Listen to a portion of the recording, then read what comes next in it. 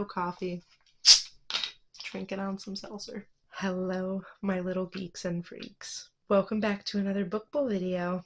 Another frustrating review.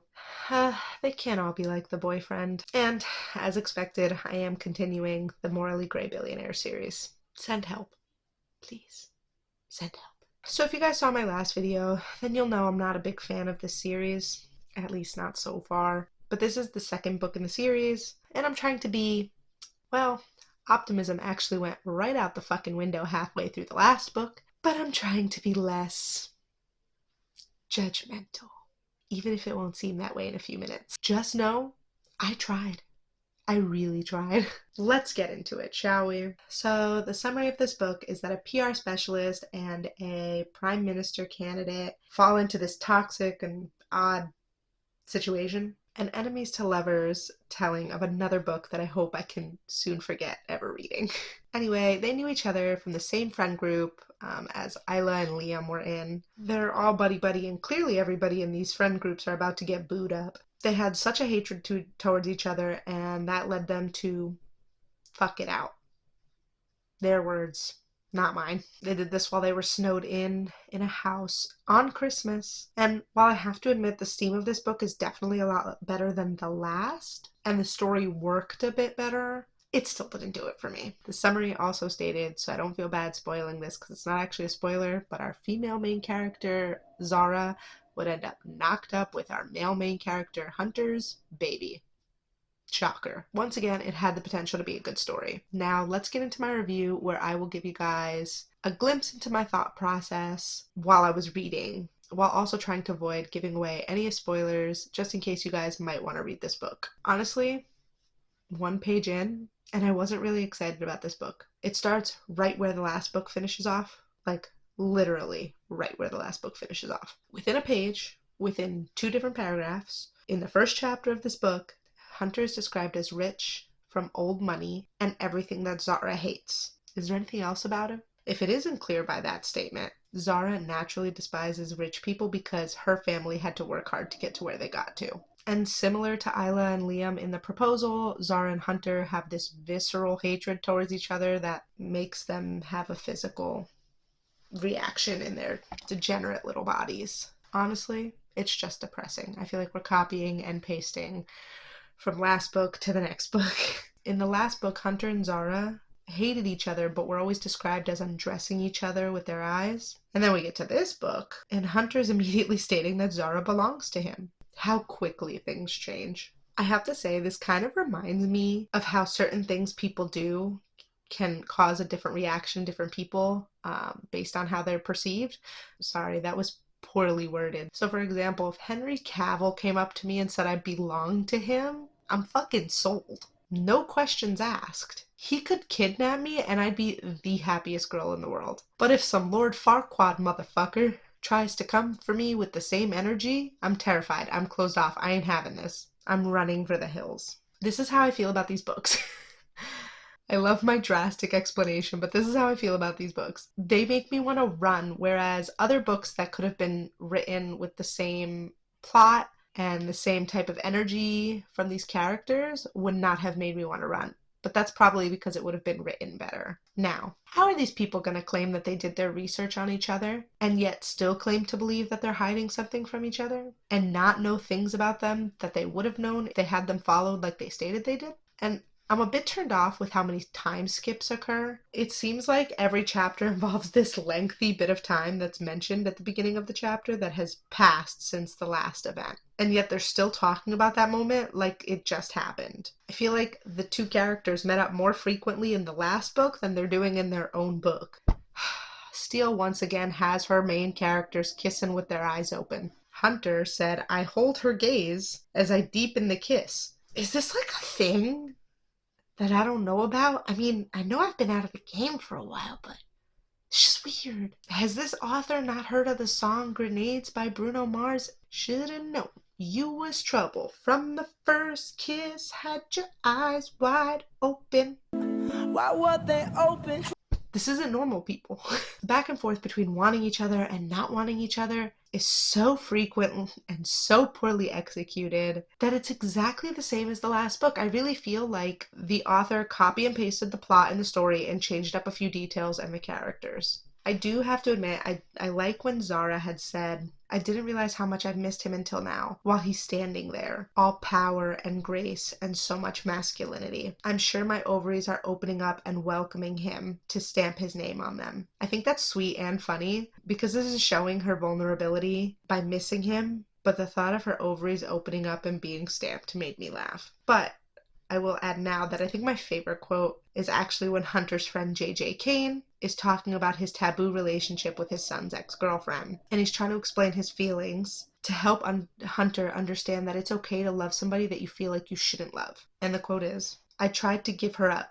God knows I did. But each time I tried to leave her behind, it's as if a part of me shriveled up and died. I realized then the most important part of me was her. Living without her was like living without air or water or any of those things that are life critical. One compliment I will give to the author is that she knows how to describe sweet sentiments and romantic emotions. She overdoes it a lot though. But if the books were written better, then these quotes would take them to a whole new level. As stated, I really don't like that Hunter one moment is all for giving it a shot and Zara says no, and the next moment he's saying he can't do this with her again and that the election is too important to him. My good sir, you were not saying that 10 pages ago. Sit your rich ass down and figure your shit out.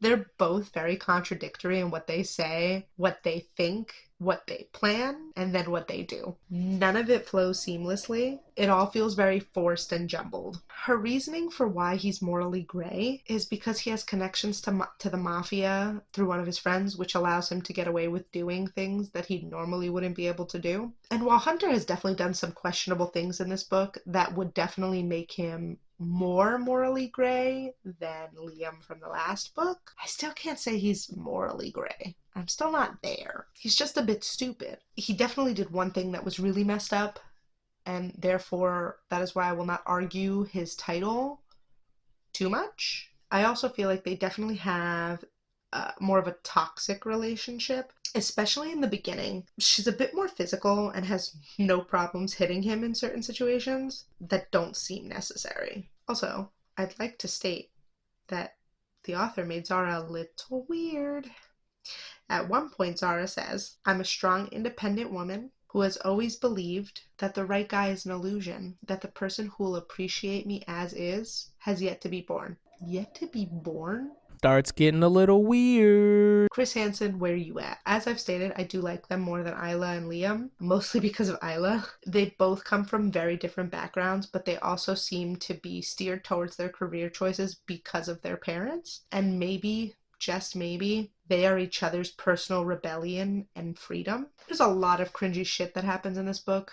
One of them being just how much they fluff each other's egos and careers. It's gag worthy, honestly. I also don't remember if I stated this in my last book review, but I am annoyed that the author never stated that there are multiple series in the universe. So there is a series before this series that connects to the series, and then there's a series after and a series after that. Now this bothers me because that friend J.J. Kane who was talking about his girlfriend who is his son's ex, there was a whole developed relationship in a different book in a different series that I could have known more about and had more of an insight to when reading this book. I could have had the chance to read these other series, and in a way I'm glad, but I don't know if they're in the book bowl, and now I'm going to be reading them out of order because she didn't clarify that in her descriptions. And in all honesty, I wouldn't have known about the series having a pre-series if I didn't really look into it, because I was seeing how these relationships seemed so developed and that we should have understood a little bit more, especially the way she writes. So the part of me was like, did she write books about these characters? So I did some digging. Lo and behold, she did. I really like to read from the very beginning, even with standalones that interconnect. I just like to try to read from the beginning as much as possible so I get the full story. And again, I'm unsure which series are in the book bowl and which I'll have to read, but now it's like if I do have the previous series in the book bowl, I'm gonna have to read it knowing exactly where they're going to end up. I mean, it'll still be kind of a surprise, but not by much. I also know that I'm not spoiling this by talking about her pregnancy because, again, it was stated in the summary, but they started dropping hints of her pregnancy like the night after they conceived. Doesn't work that fast, last time I checked. I also don't like how drastic things happen in the book that there was no foreshadowing to. I get a pregnancy hint a day after conception, but Hunter planning and doing something was never hinted at, not even in his perspective, not even slightly hinted at. It didn't have to be obvious, like, oh, I did this thing, and I don't know how she'll react to it. But the author could have dropped little hints, not drop the bomb and throw me sideways. I love twists and surprises, but this felt so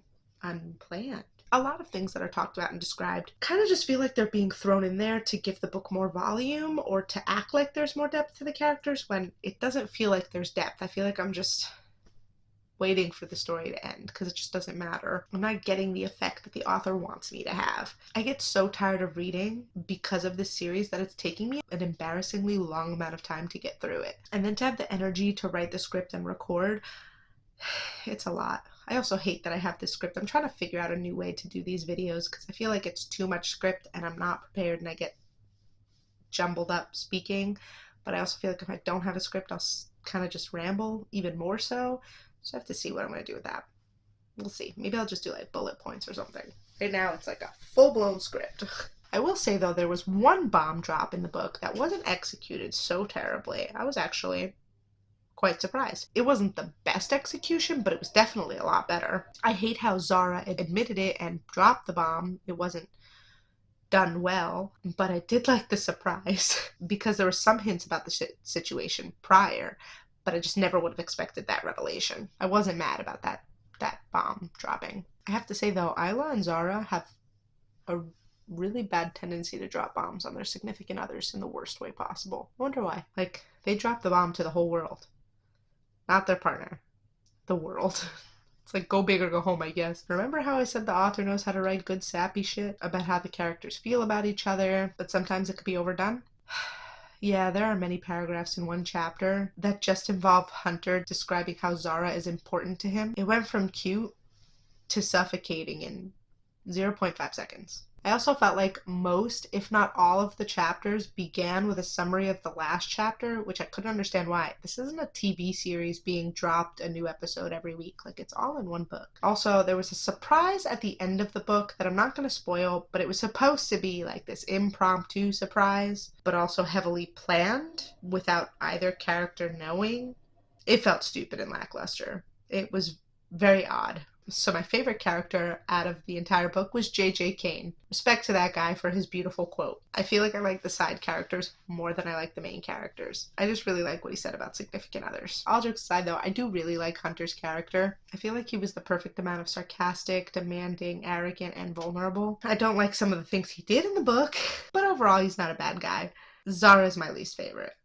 She's definitely my least favorite. I mean, again, I like her a lot more than Isla. I will still throw shade to Isla forever. I'm seeing a pattern of not liking the female main characters in this series. Not that I've been that crazy about the male characters either, but I definitely have a softer spot for them so far. Zara just had this tendency to judge Hunter for his background, and she lets her judgments be a huge contributor into her resentment and dislike for him. She also doesn't handle her personal life very well. She's too busy thinking of consequences that she won't allow herself to enjoy being in the moment and being happy with somebody she clearly cares about. There was so much more I could complain about in this book. Unlike in the proposal, I'm trying to find a script and plan that works for me. I don't want to give every little thing away, but I also know I have to talk about certain things to give my points on why I like or do not like something. I'm just trying to find the perfect balance. Regardless, this is my review. I won't say I hated it as much as the first book, but it still wasn't my cup of tea. It wasn't terrible, but it wasn't my cup of tea. Now, if this is something you are interested in reading, or you have already read it and happen to like, leave your thoughts down in the comments below so I could see your perspective. Other than that, I am all out of ranting energy for the day. I hope you guys enjoyed the video. If you did, like my video, drop a comment, subscribe to my channel to show your support, and hit that notification bell to be informed every time I post a new video. Thank you guys so much for watching, and I'll see you guys in the next video. Bye!